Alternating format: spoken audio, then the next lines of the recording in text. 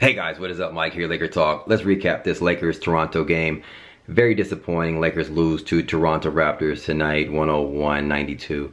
Very disappointing game, being how well we were playing in the first half from our second unit, and we were up 17 points and we ended up losing the game. Very weird game. A lot of people on Twitter blaming Luke Walton for this game. Let me get into it really quick. It was a weird game because no rhythm from our starters. Our second unit come in the first half and really put it on Toronto. We go up by 17 points. Toronto makes a little bit of run, but we're still up by 6 or so at the half. Start of the third quarter, it's just all downhill from there. From a standpoint from our starters, no offensive rhythm, which led to Luke Walton making some weird substitutions, bringing in the entire second half, entire second unit, taking them out. Still no offensive rhythm from our starters. Lonzo still can't find his shot. KCP, Brandon Ingram. KCP was a shell of himself from the last 2 games that he was so assertive offensively. He wasn't there tonight. Brandon Ingram didn't get that many touches or plays ran for him. Lonzo was very passive. Since the Phoenix Suns game, he's just been Rajon Rondo, basically. Can't find a shot. Not even attempting to take any shots. I think he had 7 shots tonight. Very unassertive from the offensive end. Unlike he took 27 shots in the Phoenix Suns game. Like, what happened from that point on till now? I don't get it. So I blame coaching, and a lot of people are blaming coaching for the weird substitutions.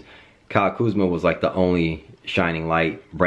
Also Julius Randle played well too in this game, but there are moments where he takes out Kyle Kuzma and our offense is stale, and they're running a lot of post-up plays for Larry Nance Jr., like, who's really a complimentary player. Is not a player, offensive player you're gonna run plays through in the post.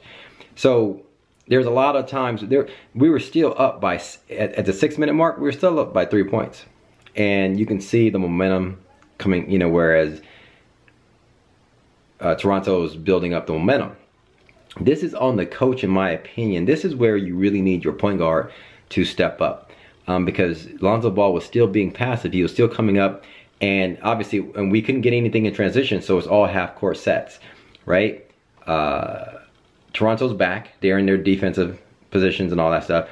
And Lonzo's being very passive. What you need to do as a coach, in my opinion, in that situation, Lonzo, run pick and roll with Lopez. Or run pick and roll with Kuzma. Or Julius Randle. Or pick and pop, right? You got to feel it out. If they go under, Lonzo, we need you to shoot. Pick and roll, Lonzo, we need you to drive and try to get to the line and be aggressive. It's like Lonzo was being very passive. You got to call a timeout and say, Lonzo, I need you to shoot at least 10 to 12 times down the stretch, okay? You have 5 shots in the first half or up to this point. I want you to shoot 12 to 15 times. Like, meaning it's not going to be all jumpers. Someone's going to be driving to the hole and trying to create. And also, if you do that a few times, now you're going to collapse the defense, and now Lonzo's going to find the open man. So he always makes the right reads. But it seems like Luke Walton wasn't telling him to do that. It was many times he would come down and it was very slow, no rhythm to the offense, and he would just pass the ball over to Josh Hart. And shout out to Josh Hart, doing well. Or he'd pass the ball over to KCP, who really didn't have a good shot, and we end up with a horrible shot.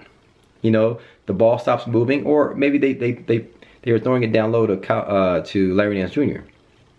Anyway, it was all out of whack, and so many turnovers and so many bad shots and so many missed shots and just no rhythm to the offensive at whatsoever. You really needed somebody to run plays through, and I think Lonzo Ball was more than capable of doing it. So the fact that it wasn't called on him to do it just is disappointing, because Lonzo Ball is much better than what he is, especially what he's doing down the stretch. And call it inexperienced coaching, call it inexperienced players. We don't have that go-to player down the stretch. Whatever. You still got to look at the film and say, this is what we got to do to be better. That's why I'm calling these things out. We go to Utah tomorrow.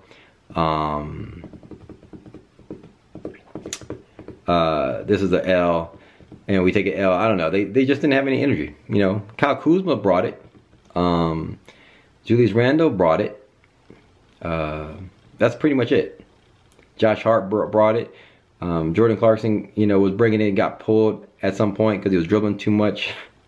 That was funny in the second half. But I don't know. I think a lot of people are right on Twitter. They say they're blaming Luke Walton for this. I blame Luke Walton for not calling the right sets down the stretch. I think I would have ran a full dose of just pick and rolls or pick and pops with Lopez, and we didn't see enough of that. And you gotta run some high percentage plays down the stretch rather than just throwing the ball in the post to Larry Nance Jr. That's my thoughts. Hit me up in the comments below. Let me know your thoughts. Thanks for commenting, liking, and subscribing. Hopefully we do better tomorrow in Utah. Hit me up on Twitter and Instagram at MikeSportsLA, and I'll catch you guys tomorrow. Peace.